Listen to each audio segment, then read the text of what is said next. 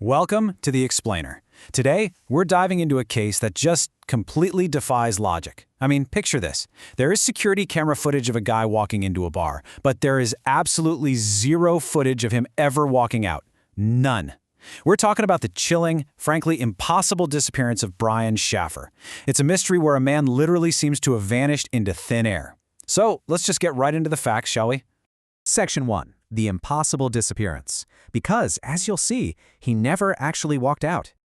To really wrap your head around the core impossibility of this whole thing, you have to picture the scene. We've got a 27-year-old medical student, 6'2", right? A guy with a seriously bright future ahead of him. He steps into a building, hangs out for the night with friends, and then he just steps out of a camera frame and essentially erases himself from existence. It's like a giant puzzle, a locked room mystery on a massive scale. So, the setting here is the Ugly Tuna Saloona. It's a bar up on the second floor of the South Campus Gateway complex in Columbus, Ohio. The time, exactly 1:55 a.m. But here is the absolutely crucial detail you need to keep in mind. This building had only one public way in and out. Just one escalator. And that escalator was continuously watched by a security camera. And this brilliantly illustrates why the case is so incredibly confounding. Police literally watched the footage from that camera until their eyes burned. They went frame by agonizing frame, searching for anyone wearing a hat, anyone looking down, maybe someone who had changed clothes, but they found absolutely nothing. Zero trace of Brian leaving. In fact, Detective Andre Edwards later stated with 100% certainty that Brian Shaffer never came back down that escalator. Section 2. A man with a future. And he really did have everything to live for. Now, you might be wondering, why does a young, successful guy just vanish? To answer that, we need to look at who Brian actually was. On paper, his life was perfectly on track. He was this driven second-year medical student at Ohio State. He was totally in love with his girlfriend, Alexis Wagoner, who was also a med student, and they had this big spring break trip to Miami, all booked and ready to go. Actually, pretty much everyone close to them quietly assumed Brian was going to propose in Miami. But there were definitely some hidden struggles too.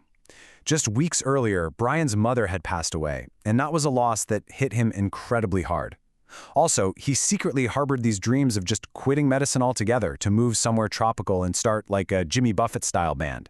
So he was a complex guy. He was grieving for sure, but he was also actively planning for this major future milestone. Okay, let's dive into Section 3, Timeline of the Last Night. Friday, March 31st, 2006. Brian started the evening super exhausted from exams. He had a nice steak dinner with his dad Randy before heading out to celebrate spring break. Let's methodically walk through the exact sequence of events here. At 9 p.m., Brian meets his buddy Clint at the Ugly Tuna Saloona. Eventually, they go bar hopping down in the Arena District, grabbing a shot at each stop. After midnight, they meet up with Clint's friend, Meredith Reed, and she drives them all back to the Ugly Tuna for one last round. At 1:15 a.m., the camera catches all three of them riding the escalator up. Okay, so far, so good. Then, at 1:55 a.m., the camera catches Brian for one final time. He steps just outside the bar's entrance, has this short, totally friendly conversation with two young women, says goodbye, turns, and walks back toward the bar, stepping right out of the camera's view. At 2 a.m., the bar closes. Clint and Meredith are looking for him, they're calling his phone, they wait outside with the whole crowd spilling out, but Brian never emerges. Assuming he just got tired and went home, they leave. Moving on to Section 4, The Room with No Exit, a baffling maze. So when Monday rolled around and Brian entirely missed his flight to Miami with Alexis, it became immediately clear that something was terribly wrong. The situation transformed this busy bar into a literal room with no exit. People started asking, well, if he didn't take the escalator, could he have found another way out? Okay, there was this unmarked service door that definitely wasn't meant for the public. If you somehow went through it, you'd hit a first-floor hallway that led into an active construction area, which did have its own exit. But it was this dark maze that would be incredibly difficult to navigate, especially at 2 in the morning. And the cameras back there? One was just on a continuous loop, and the other was actually hand-operated. That meant there were blind spots, brief seconds where the building essentially wasn't looking. But here's the real kicker. Even if he threaded that needle perfectly in the dark, he never showed up on a single surrounding street camera. And his car? It remained completely untouched, just parked 6 blocks away. So where on earth did he go? The search for this guy was massive. I mean, cadaver dogs were brought in, Dumpsters were pried open. The city even allowed police down into the underground sewer system. They dragged the nearby Olentangy River. 4 giant boxes of case files piled up over time. And nothing. Not a shoe, not a single witness, not one trace of the guy. Until suddenly, this really eerie clue emerged. Section 5. The phone that rang. Fast forward 5 months later. Every single night after Brian disappeared, his girlfriend Alexis would call his cell phone right before bed. She just wanted to hear his voicemail, just to feel a little bit close to him.